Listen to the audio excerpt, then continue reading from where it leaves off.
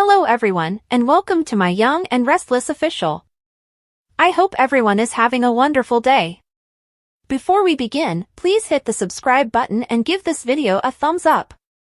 According to spoilers for the week of March 24th to 28th, there will be some shocking revelations on the Young and the Restless. Fans are aware that Genoa City can be a revolving door, with characters coming and going before making a reappearance. Read below to find out more about the casting changes that will occur over the following 5 days. Beth Maitland's extended run as Beth Maitland takes center stage on the show. Tracy Abbott will be more visible on the canvas during the week of March 24th to 28th thanks to her new narrative. Fans are aware that her fiancé Alan Loran, who abducted Sharon Newman and Phyllis Summers, has been acting strangely. It will be interesting to watch what occurs next because it is evident that Alan is actually Martin Loran, his malevolent twin brother. This Wednesday, March 26th, Tracy will be seen as Sharon helps her make sense of everything, and on Thursday, March 27th, she will vent to Jack Abbott. Jack will still be concerned about Tracy in the Friday, March 28th episode, so is it possible that Alan may try to put her in danger? Greetings from Tessa Porter again. Fans haven't seen Tessa Porter in a while, but it appears like she will make a comeback the week of March 24th to 28th. When Ian Ward and Jordan tampered with her mother-in-law Sharon's bipolar medication, Tessa was quite active on canvas. Actually, Ian was also able to stir up trouble when he approached the management of Society in an attempt to win Mariah Copeland over. Unaware that the elderly guy had previously tormented her wife, Tessa became friends with him and trusted his claim that he had changed. She was fortunate that he was exposed before he could do any more harm. Why is Tessa making a reappearance on screens? To discover out, fans will need to tune in. As Summer strolled around Society, she noticed a sulky Chance behind the bar. Chancellor Winters couldn't be that discouraging when he'd barely started, she said, flipping her hair as she walked up to him. Summer questioned Chance about his poison after he acknowledged that it wasn't a good idea to show up at the pub first thing in the morning. He mentioned a variety of tropical drinks that the bartender had suggested, and he regretted sticking with coffee. Summer suspected that he was reconsidering hanging up his cape because she felt that something else was off. It had been an odd morning, Chance said, and Summer assumed he was still getting adjusted to civilian life. There has been a lot of change that will take time to process, he said. She offered to assist, stating that it would be beneficial to truly experience the role of a rising Chancellor Winters executive. Shortly afterward, Summer came back with a special Marchetti delivery. She gave Chance a shopping bag, revealing that it was filled with brand new ties and shirts. When he inquired about how she had determined his size, she boasted that she was an expert at estimating people's sizes. After seeing Marchetti's costs, Chance was reluctant to accept, but Summer reassured him that, as CEO, she had received a significant discount. After consulting with Sharon, she offered him to return anything, and he backed off. Chance did not seem like himself, and Summer pressed to find out what was happening. Chance was reminded by Summer that he could tell her anything because they were friends. He assured her that it was nothing to worry about, but she recalled that he had listened to her talk endlessly about her mother and the dissolution of her marriage, and she wanted to repay him. There wasn't much to say, Chance muttered, but Summer had a sneaking suspicion that once he spoke, he would discover that he had much to say. She proposed that they have lunch together. Adam and Nick planned their approach to presenting to Victor at Crimson Lights. Nick imagined their father's astonishment when they nailed it. The men were toasting the co-CEOs of Newman Enterprises when Sharon entered. She walked over to their table and exclaimed, "Without bloodshed and restraining orders," in amazement. Sharon questioned who would provide an explanation and refused to act as though the scene was typical. The brothers gestured to each other. Nick and Adam clarified that they had compelled themselves to find common ground since Victor had instructed them to either get along or find another place to work. They finished their toast without shattering any cups or bones, and Sharon congratulated them and said they were headed for a wonderful partnership. Adam joked that they could trick Victor if they could trick her. They appeared ready to do big things together, Sharon observed. Sharon wished Nick and Adam luck and they agreed to meet at the office later. Adam joked that since they had each other, they didn't require luck. The brothers agreed that the comment had been too much, and Nick winced. Nick reflected after Adam departed that he had never imagined the day he would be collaborating with Adam. When one is on the correct path, change is good, according to Sharon, and there were indications that Nick and Adam were headed in the right direction. She was searching for her own signs, Nick surmised. The day prior, Sharon told Nick that she and Chance had split up. Nick, who was taken aback, said he had assumed everything was going well. She acknowledged that it had been beautiful while it lasted, but she was aware that Chance would eventually seek a committed commitment. Sharon thought that her days were busy and exciting because she was going to start a new company. A part of Nick wished he could be a part of her accomplishment, but he was certain he was where he needed to be.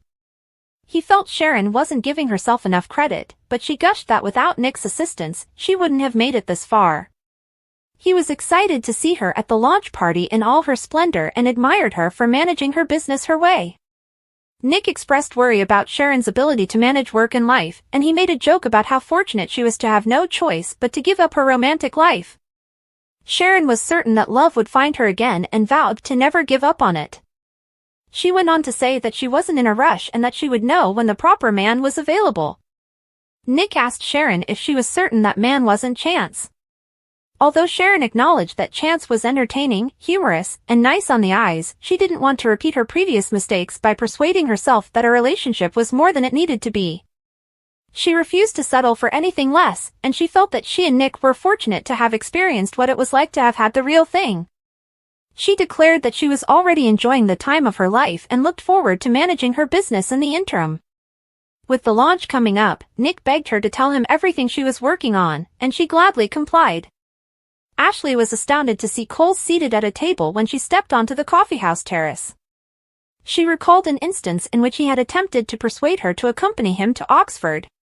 Cole pointed out that just the night before, Ashley had been prepared to do anything to keep their marriage together, including having a child, even if she felt that their time together would be better spent apart. He reiterated that he was open to the concept in the future, but she remembered that she had turned it down. He had a feeling she was turning around for another purpose. Ashley chastised Cole for discussing his desire to start a family in a private talk with Victoria. Ashley explained that if it had been a one-off event, it wouldn't have been a huge concern, but he had a stronger link with his ex-wife than Ashley could handle. Ashley walked over to Cole, who hugged her and said she looked even more stunning than before.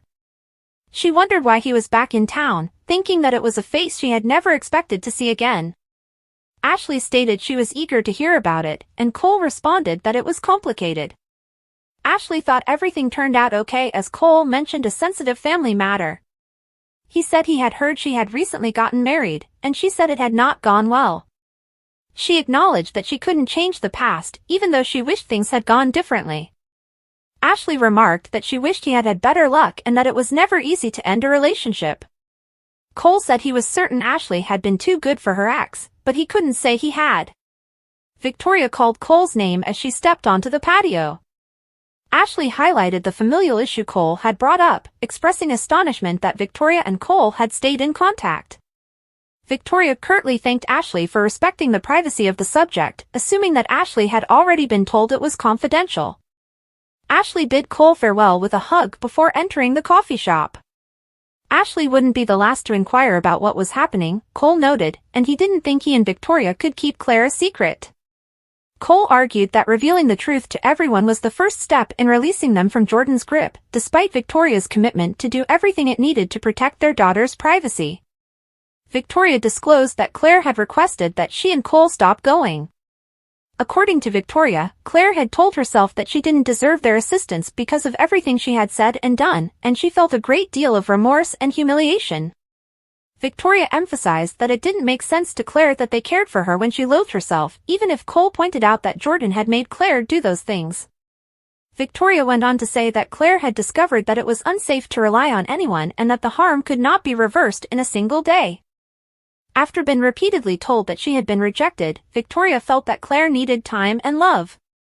No matter how long it took to get through, Victoria promised to never stop telling Claire that they cared. In order to show their daughter what life may be like for Claire, Victoria wanted to know everything about her. Cole promised that he would stop at nothing to communicate with Claire. Despite being a new parent, Victoria commended Cole for being dependable and comforting. Since baby Eve had been his only child, he acknowledged that he had no idea what he was doing. "When I looked at Claire, I couldn't help but see what I'd missed," Cole whispered. If he had known Claire had survived, he saw giving her everything, and he wished he had had the opportunity to do it correctly the first time. After receiving a call from Memorial, Victoria found out that Claire was interested in seeing them. Cole eagerly anticipated another opportunity to assist Claire, so they left. Victoria and Cole showed up at the mental health center. Cole reassured Claire that everything could proceed at her own pace and that there was no pressure.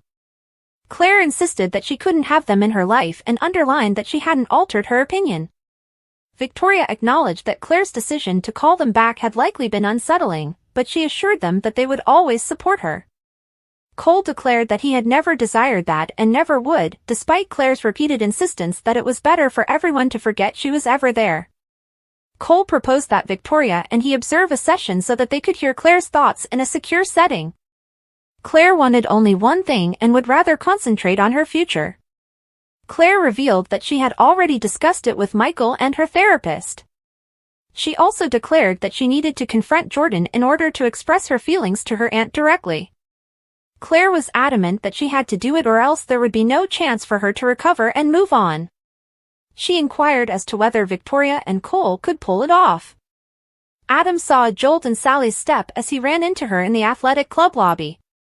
He affirmed that he was extremely glad because his life seemed to be improving, and she noticed the same thing with him.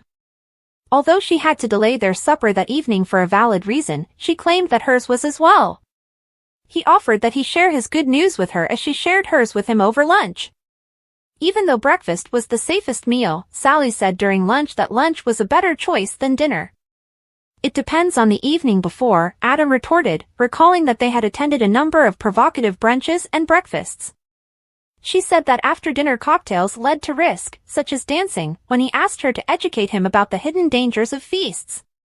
When Adam brought up her positive news, Sally revealed that she had acquired 3 new customers. "Is there a special reason why his life is going well?" she asked. He attributed the remaining 25% to something else and the remaining 75% to her. Adam gave Sally an update on how Victor had compelled him and Nick to cooperate. Adam warned that it was still early, but Sally was astonished that the brothers were putting up with each other. Though he was aware that things can still go wrong, he remained hopeful that his father would be pleased with his accomplishments. Sally became aware that smiling was becoming a habit once Adam observed it. The fact that he wanted his father to be proud of him pleased her. Since Tucker's disagreement with Ashley had shown that he couldn't move on from his ex, Audra across the room told him to be honest with both herself and himself. All he could think about